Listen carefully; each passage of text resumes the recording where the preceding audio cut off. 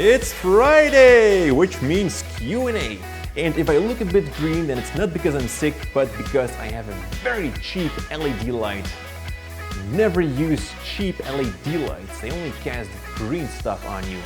Anyhow, it's the only thing I had laying around, the rest is all at the office, so it's either that or being dark. Now, a lot of things happened this week at Cinecom.net, but one pretty big thing in particular, and that was I was able to be the main sponsor of a pretty big event where 600 CEOs and business owners came together to party. Now, it was a very big challenge for me because the sponsoring thing that I was doing was an event video, and in return I had lots of visibility there. I was able to go on stage. Kim was on stage and she shared a pretty big prize for one winner in the audience. Our flags and banners and everything were standing on that event, so we had lots of visibility. That's also something you have to do sometimes, sponsor something. Do something for free, but make sure you get something in return for that. Anyhow, it was a very big challenge for me because I made that event video for that event and it was like completely dark, and I don't have the Sony a7S. I was doing it with my GH4 and my gimbal, the DJI Ronin. It's a great setup, but I couldn't see that much because it was extremely dark.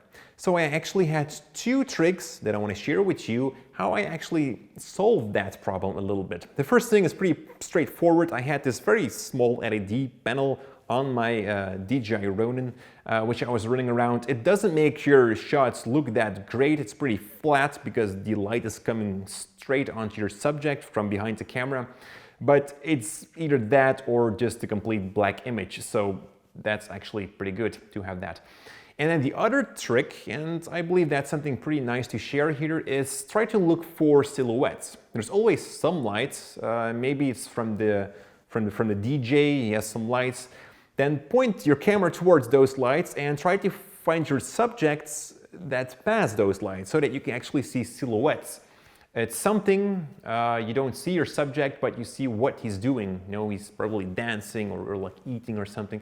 So those are two tips I can give you when shooting in almost darkness. Now click that card up there to see that event video. But before you do so, let's head over to the comments. And the first comment or question that I had comes from Dennis, and I couldn't really look near him because he was asking lots of questions on my videos.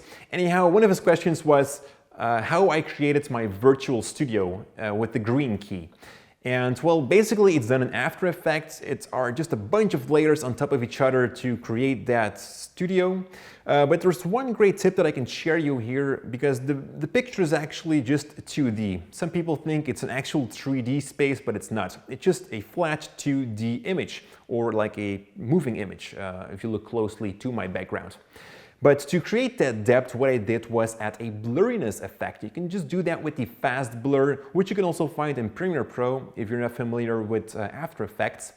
But not add the fast blur to the whole image, but add it to a certain region. And what I did was I added to the left side more of my virtual studio, because on the right side I've got this stuff or this banner or whatever you call it coming more to the front, or it appears to be coming more to the front. So I kept that sharp and only blurred out the background or the stuff that's more in the back.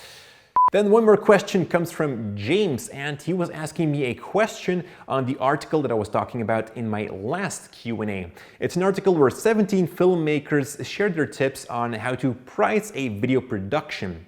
And I was lucky to be one of those persons, filmmakers, to be in that article. Now, if you haven't read that article yet, then definitely do so. There's again a link in that card up there. It's an extremely valuable topic and lots of tips in there. So if you are trying to make money or if you already make money with video productions, then read that article.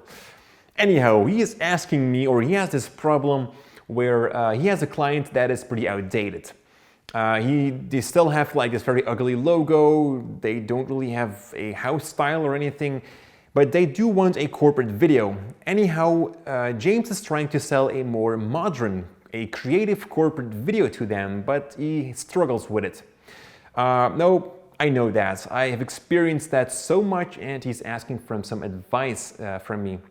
Now, this might not be the advice that you're hoping for that I'm willing to give you here, but from experience, I've seen so many clients coming to me that say, I want to have a corporate video, but they just aren't on the same level as I do. And that's usually content-wise. Now, what I tell the clients then, in the beginning when I started my business, I would always try to sell them something more modern, and then they would just back away because it was getting too complicated for them. So if you see it's getting too complicated for them, then just try to seal the deal and just make that corporate video that they ask for. But again, that's usually the content, that's the storyline, and it's really unfortunate, but it's either that or lose a job. And on the end of the drive, you just want your client to be happy. And if it's their story, they are usually happy. Now, where you can be very creative is in camera work and lighting and sound and everything, because that's something that the client doesn't know that much about. So you can do some kind of whatever you want with the camera, the shots that you take. So try to surprise your client with that, and perhaps then he will see for himself that, okay, it maybe had to be a more creative storyline as well. And you might come back for a second video production. You might never know. So that's either way my advice. If you're struggling too much, just take care that you don't lose that client because you're trying to sell something more modern. And just try to be creative with the production. So that was it for this Q&A again. I want to thank you very much for watching. If you have any questions, then put them in the comments below. I will pick out some and answer them in the next Q&A every Friday. Again, thank you very much for watching and stay creative.